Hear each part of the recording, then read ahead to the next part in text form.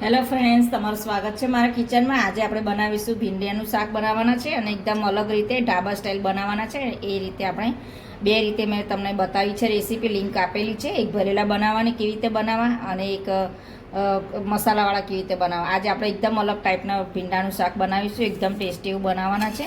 અને અહીંયા આપણે ડુંગળીને આ રીતે આપણે પડ તરીકે કટ કરી નાખી છે અને આપણે એની અંદર એક ટામેટું અંદર ઉમેરીશું। તો ચલો આપણે કેવી રીતે બનાવવું એ જોઈ લઈએ।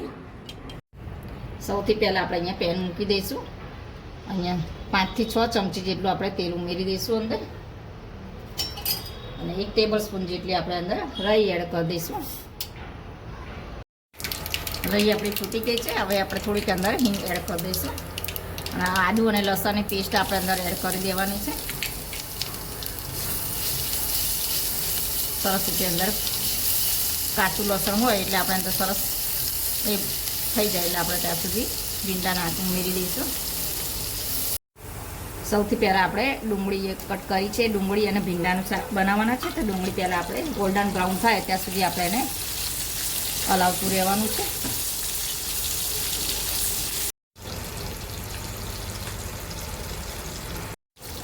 એક ચમચી જેટલું આપણે હળદર એડ કરી દઈશું અંદર અને માપ પ્રમાણે આપણે એને મેથી એડ કરી દઈશું। મિક્સ કરીને આપણે એને 5 થી 7 મિનિટ માટે આપણે એને ડુંગળીને ચડવા દેવાની છે। 5 મિનિટ માટે આપણે એને ચડવા દઈશું। એકદમ બ્રાઉન થઈ ગઈ છે ડુંગળી, આપણે 2 થી 3 મિનિટમાં જ થઈ ગઈ છે। હવે આપણે એની અંદર ભીંડા એડ કરી દઈશું।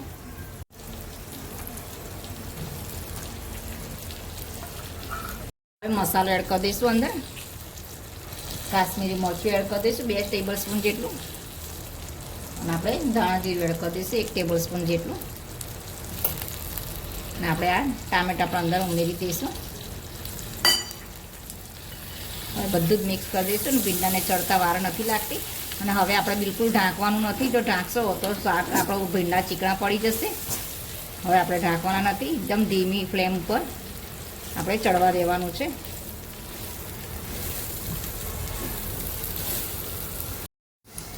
ફ્રેન્ડ્સ, આપણા ભીંડા એકદમ સરસ એવા ચડી ગયા છે અને તમારે ડુંગળી ને ભીંડા કોઈ જોડે નહીં નાખવાના અંદર। જો તમે જોડે અંદર વઘારીને નાખશો તો બંને ભીંડા ચીકણા પડી જતા હોય છે। એટલે તમારે પહેલાં આવી રીતે જે ગોલ્ડન બ્રાઉન કરી ડુંગળી એ રીતે પહેલાં સાંકળી નાખવાની, પછી તમારે અંદર ભીંડા ઉમેરવાના।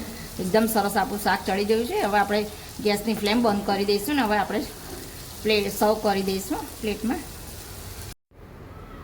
આપણે હવે પ્લેટમાં સર્વ કરી દઈશું। ભીંડાનું એકદમ ટેસ્ટી એવું શાક બનીને તૈયાર થઈ ગયું છે ફ્રેન્ડ્સ।